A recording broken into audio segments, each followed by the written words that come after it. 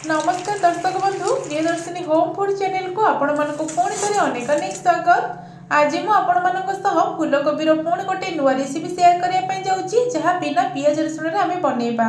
तो आज मुझे सेयार करी फूलकोबी मुसमुसिया बरा। यही फूलकोबी बराटी ऊपर बहुत ही मुसमुसिया रही बेले भितर बहुत ही सॉफ्ट रही। साधारण बरा भली देखा यार टेस्ट पूरा फूलकोबी भली लगे। शीतुआ पाग को यही फूलकोबी गरम गरम स्नैक्स रेसिपी आपण मानक खूब पसंद आसब। तेबे चलतु आज रेसिपी स्टार्ट करवा। तो यही फूलकोबी बरा मु गोटे मीडियम टू टिके छोट साइज फूलकोबी नहीं जाइए। फूलकोबी को एबे कौन करबा ना पाखुड़ा हिसाब से छड़े नवा एवं हल्का टिके नख उषुम पानी रे याकू परिष्कार करके धोई नहीं आसीबा। मन रखिबे यही फूलकोबी को आपण माने टिके परिष्कार करके धोई नेबे आ एमिति पाखुड़ा पाखुड़ा करी छड़े के धोई नेबे जहाँ फल कि जहाँ भी एथिरे पोक थिबो से सब बाहरी जिवो। तो ये देखो मु धोई नहीं सारा पर याको गोटे ग्रेटर साहाय्य ग्रेटिंग कर नउची। तो आपण भाबिबे याको ग्राइंड करि नेले असुविधा कोन जहाँ फल कि टाइम मध्ये बंची जिवो। किंतु सांग माने याको आपण माने जदी ग्राइंड करि नेबे एटा पूरा पेस्ट हे जिवो नहले टिके खंड खंड रहिबो आपण मानकु सेमितरे भी टिके लेट हे पारे। किंतु एमिति आपण माने टिके टाइम दे जदी ग्रेटिंग कर नउछ फूलकोबी एमिति दाना दाना टाइप रे रहिबो एवं आमे जो बरा बनेबा सेतिरे बढ़िया से आपण माने फूलकोबी रो टेस्ट पाइबे। तो एबे आमे कोन करबा ना कढ़ाई गरम करबा। कढ़ाई गरम कर सला परे एथिरे दे देबा 2 चम्मच रिफाइन तेल। तेल गरम हे सला परे किछि जीरा दे देबा। जीरा भलो भाबरे फुटी गला परे एठी मो पाखरे थिला काश्मीरी लंका। तो एको मो पूरा छोट छोट पीस रे काटी के दे देइछि। आपण माने या बदल रे कैप्सिकम दे परिबे नहले तो ग्रीन चिल्ली दे परिबे। तो मु एटा छुआ मानंग बनौछि सेति पई एठी मु कंचा लंका को स्किप करिछि किंतु आपण माने चाहिले कंचा लंका एठी दे परिबे। तापरे एठी मु किछि कोरी रखिथिबा अदा दे दोछि। ए सब को हल्का टिके भाजी नबा। मन रखिबे जहाँ भी आपण माने परिबा ऐड करिवे सेटा पूरा छोट छोट पीस रे करिवे नहले आपण माने बरार शेप देबे सेटा भांगी जिवो धरि रखिबोनी। तो एठी कोन करछि ना आमे ए सब को टिके भाजी नै सला परे आमे जो ग्रेट करि रखिथिले कोबी को सेतरे एबे दे दबा एवं याको मते 2 रु 3 मिनिट भाजी नबा। तो एबे आमे स्वाद अनुसार एतरे लूण दे दबा। तापरे टिके कलर पई हळदी दे दबा। एटा मोर हळदीटा ऑप्शनल रे अछि आपण माने चाहिले देबे नहले नै। तो यही जगह आपण मैंने चाहिए राशि दे पारे नहले गाजर जदि अच्छी दबाक चाहूबे ताहले ग्रेट करके दे पारे।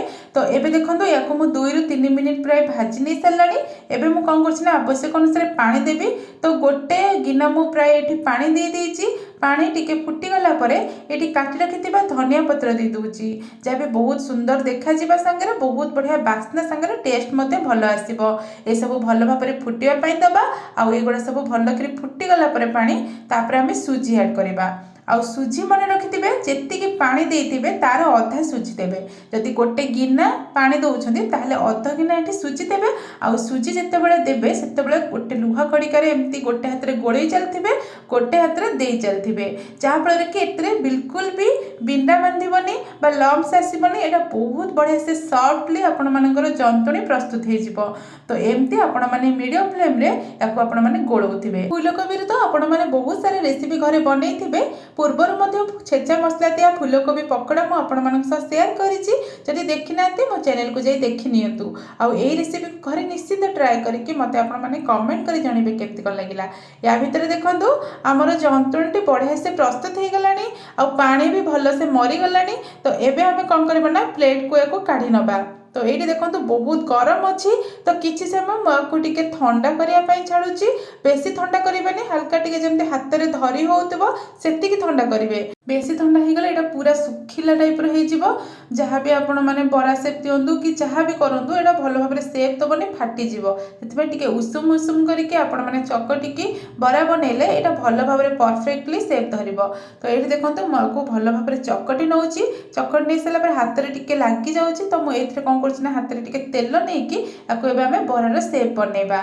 तो ये देखो जमती आपण मैंने जो साइज छोट हो कि बड़ साइज बरा बनइबे सेमती गुड़ा नहीं जाए एमती मझे टिके होल करे। होल कले देखिया भी बहुत सुंदर देखा जाए थाए। तो ये देखो मोर गोटे बरा बनईकी मु रेडी कर केते सुंदर देखा जाउछि ना फ्रेंड्स। तो ये मुझे गोटे प्लेट को रखी नौची सेम प्रोसेस रे देखो केते सारा बरा मु बनै नेछि एपट साइड रे बरा बनैबा भितरे मु तेल को भल भाव में गरम कर नेथिली।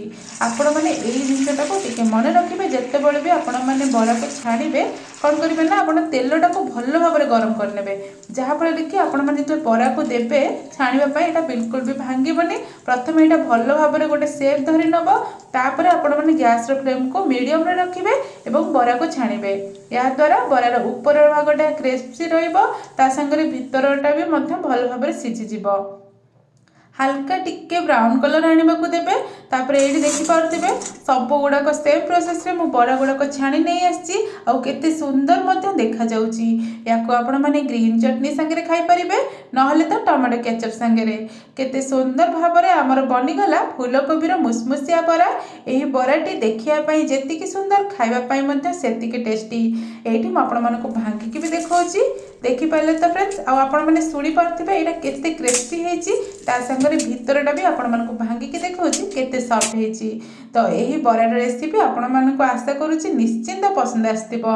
जदि पसंद आछि वीडियोटी को लाइक शेयर कमेंट करबा सहित एमती जदि नुआ नुआ रेसिपी देखिया पई चाहउछंती मो चैनल को सब्सक्राइब करंतु। तेबे रहूची नमस्कार देखा नेक्स्ट वीडियो रे।